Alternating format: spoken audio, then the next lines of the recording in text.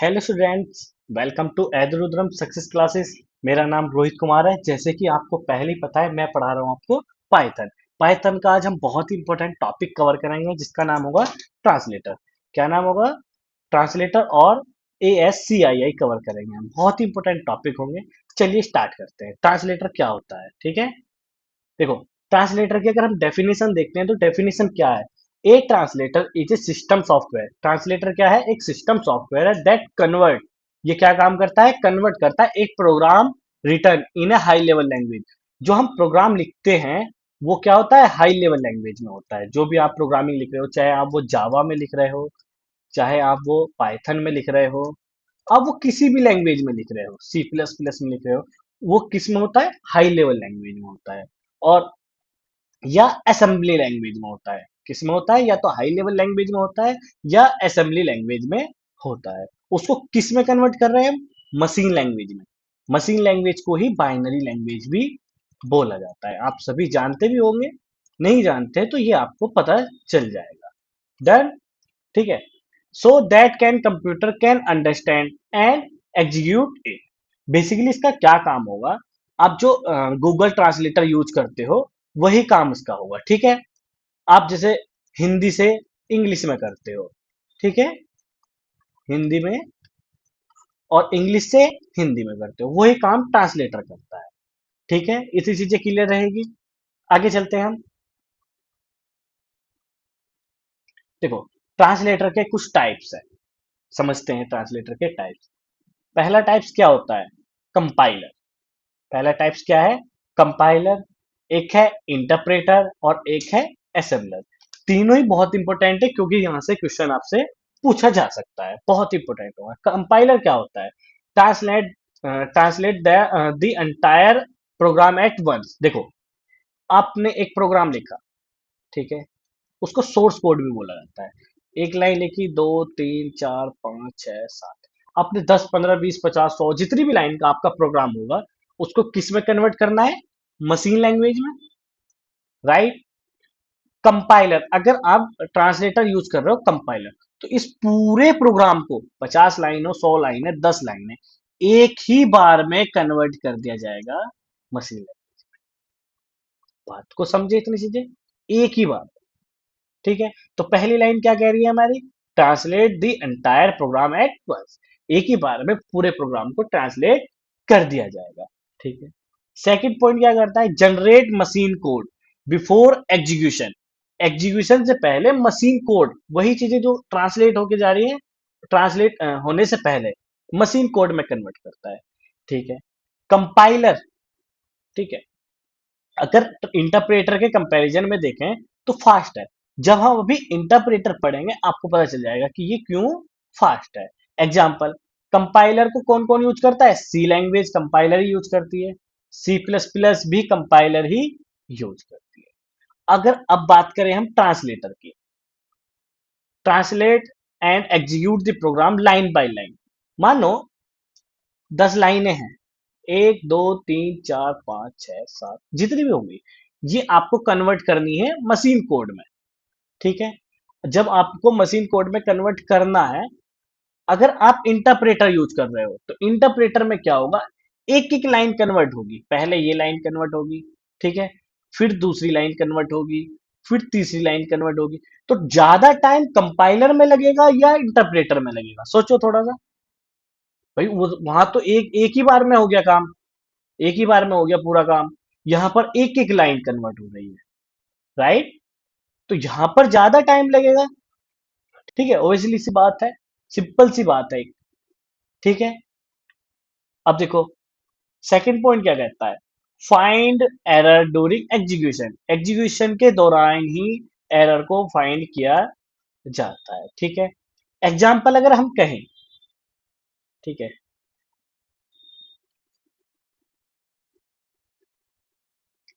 Example देखें, Python. Python एक ऐसी लैंग्वेज है जो कंपाइलर और इंटरप्रेटर दोनों ही यूज कर रही है। पाइथन कैसी लैंग्वेज होगी, इस चीज को ध्यान रखना। जो कंपाइलर प्लस इंटरप्रेटर दोनों ही यूज कर रही है। एक लैंग्वेज और है ऐसी, वो कौन सी लैंग्वेज है बताओगे? जावा। जावा भी एक ऐसी लैंग्वेज है जो कंपाइलर प्लस इंटरप्रेटर दोनों को ही यूज करती है। ठीक है, सिंपल सी बात है, समझ में आई चीजें। ठीक है, ट्रांसलेटर का क्या काम है? ट्रांसलेटर का काम है हाई को लो में, यानी कि लो लेवल लैंग्वेज। देखो, इसके तीन नाम हो जाएंगे, लो लेवल लैंग्वेज बोल दो, या फिर मशीन लैंग्वेज बोल दो, या फिर बाइनरी बोल दो।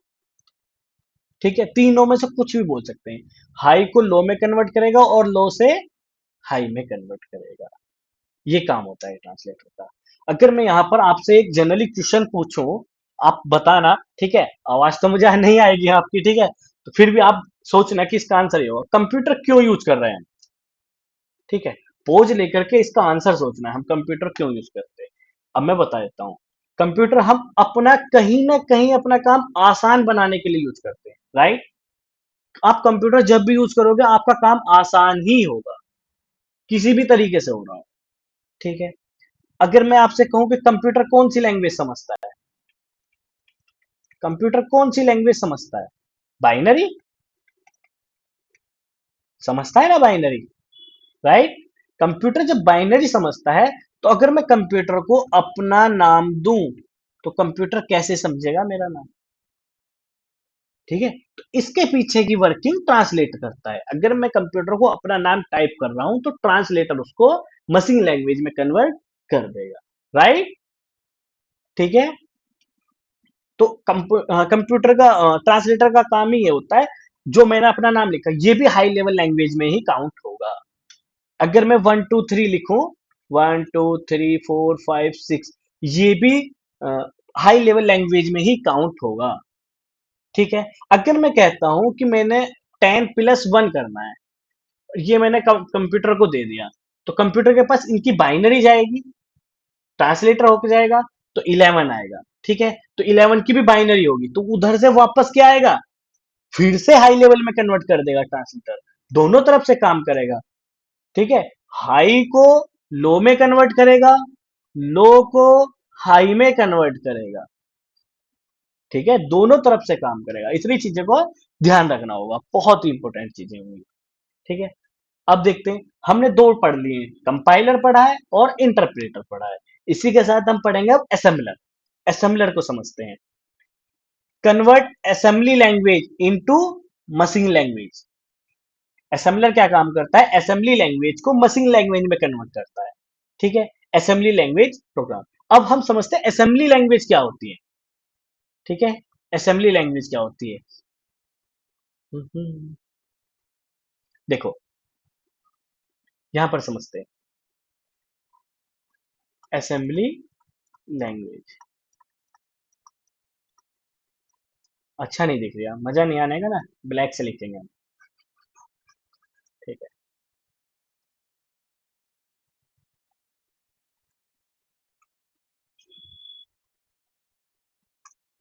हाँ, असेंबली लैंग्वेज क्या होती है, बहुत सारे बच्चों को तो पता होगा, जिनको नहीं पता असेंबली लैंग्वेज में बता देता हूँ। जैसे कुछ बंदे होते हैं गांव से, है ना, हम नॉर्मली बंदे हो, हमें मान लो कि हमें दो लैंग्वेज आती है। मैं रोहित हूँ, मुझे दो लैंग्वेज आती है, एक आती है हिंदी और एक आती है इंग्लिश। ठीक है, अब हिंदी को मैं कह सकता हूं बाइनरी लैंग्वेज, मान लेते हैं हम एक चीज, ये होगी बाइनरी और ये क्या हो गई, हाई लेवल लैंग्वेज, राइट। अब मुझे हिंदी ज्यादा आती है, तो मैं किसके क्लोज हुआ, हिंदी के। ठीक है, तो मुझे हिंदी तो आती है 100% और इंग्लिश आती है 80%, मान सकते हो।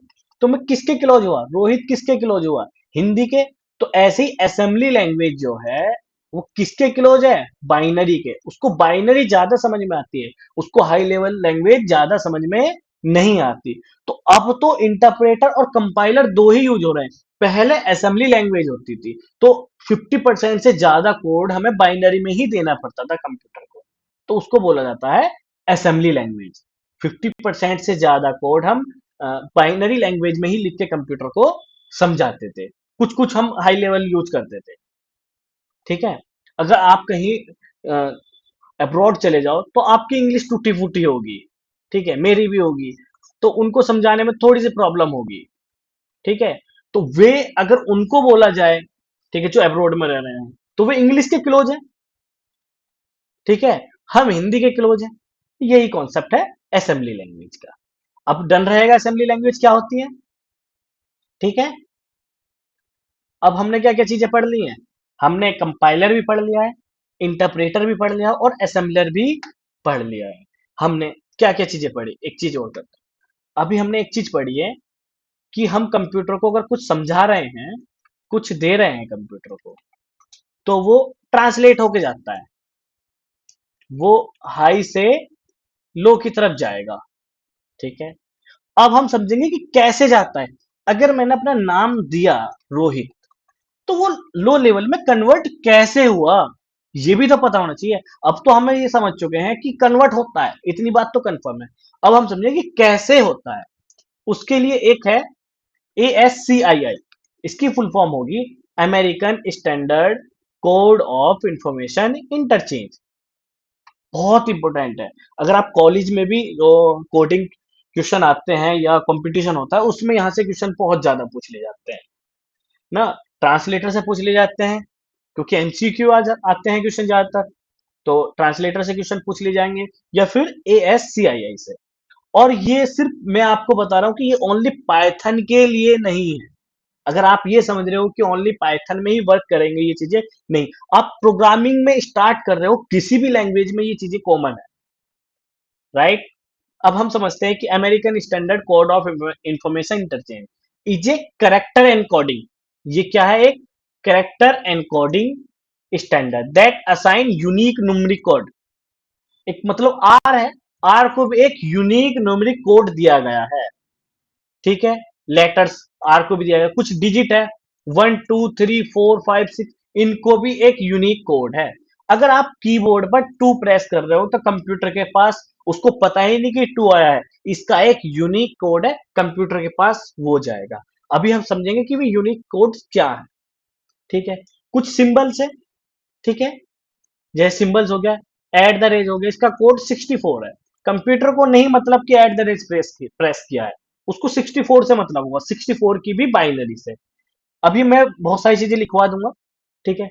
Control character so that computer can store process and exchange text data. Then ये हमारी ASCII की फुल फॉर्म हो गई है। नेक्स्ट चलते हैं। इसके भी ये दो टाइप के होते हैं। पहला है टाइप स्टैंडर्ड ASCII, ठीक है, 7 बिट्स का होता है, 128 कैरेक्टर होते हैं, 0 to 127 तक। इंक्लूड्स होते हैं A to Z, यानी capital A to Z, small A to Z, digit 0 to 9 and special character. तो डन। फिर आता है एक एक्सटेंडेड ASCII, जिसको बोलते हैं 8 बिट्स का होता है। टोटल कैरेक्टर कितने होते हैं, 256 कैरेक्टर होते हैं। Total character 256, 0 to 255। Include additional symbols, कुछ एक्स्ट्रा सिंबल्स भी इसमें इंक्लूड हो गए हैं। ASCII दो टाइप्स के होते हैं, स्टैंडर्ड ASCII और एक्सटेंडेड ASCII। इसमें कुछ एडिशनल सिंबल्स होते हैं ना, एसेंटेड लेटर होते हैं, ग्राफिकल्स कैरेक्टर्स होते हैं। देन यहाँ पर कितने टोटल थे, 128 कैरेक्टर थे, और इसमें 256 कैरेक्टर है। अगर आप कीबोर्ड में कोई भी की प्रेस करोगे, तो कंप्यूटर को उस की से मतलब ही नहीं, उसका क्या कोड है वो उससे मतलब है। कंप्यूटर सिर्फ उससे समझता है, ठीक है। अभी मैं कुछ कोड्स बता देता हूं आपको। जैसे कैपिटल A का कोड है 65। कंप्यूटर को 65 से भी मतलब नहीं है, 65 की बाइनरी जाएगी। जैसे ही आप कैपिटल A प्रेस कर रहे हो, तो कंप्यूटर के पास क्या जाएगा, 65 की बाइनरी, ठीक है। कैपिटल बी का कितना होता है, 66। कैपिटल सी का 67। ऐसे ही एक एक करके ये बढ़ते चले जाएंगे। डी का हो जाएगा 68, ठीक है। तो कैपिटल जेड का क्या होगा, 90। क्या होगा, 90। समझ रहे हो चीजें, ठीक है। अब आ जाते हैं हम, स्मॉल ए का क्या कोड है। स्मॉल ए का कोड है 97, राइट। स्मॉल बी का कोड है 98। मैं फिर से बता रहा हूं, 97 से भी मतलब नहीं है कंप्यूटर को। ट्रांसलेट इसको, जैसे ही आप ए प्रेस करोगे स्मॉल, 97 की बाइनरी जाएगी कंप्यूटर के पास, सभी की इनकी। ठीक है, सी के पास चलते हैं, 99। इसी तरीके से एक एक कर कर पढ़ते चले जाएंगे तो स्मॉल जेड का हो जाएगा 122। राइट, आगे चलते हैं। जैसे जीरो, जीरो का भी कोड है, क्या है? 48। वन का हो जाएगा 49, टू का 50। ऐसे ही एक एक करते बढ़ जाएंगे, नाइन का होगा 57। अगर आप गूगल पर जाकर के चार्ट देखोगे, ASCII, तो कंप्लीट दिख जाएंगे, तो सब याद रखने की जरूरत नहीं है। ये मोस्ट है जितने हमने यहां लिखे हैं, ये चीजें इंपॉर्टेंट है, ये आपसे क्वेश्चन पूछा जा सकता है।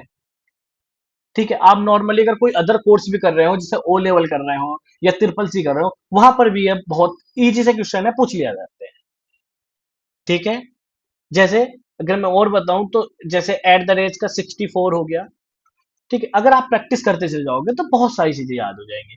अगर आप कीबोर्ड में स्पेस भी प्रेस कर रहे हो, उसका भी एक कोड है, वो उसका भी डन। ठीक है, तो आज के लेक्चर में हमने क्या क्या चीजें पढ़ी हैं?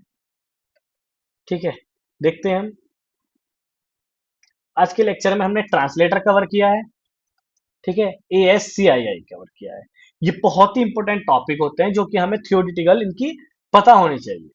जबकि आप कभी भी कन्वर्ट खुद से नहीं करोगे, या आप कभी भी ट्रांसलेटर का खुद से कि मैं ये यूज कर रहा हूं, आप इनकी कभी भी कोडिंग नहीं लिखोगे। राइट, ठीक है, इसी के साथ मिलते हैं नेक्स्ट लेक्चर में। Thank you.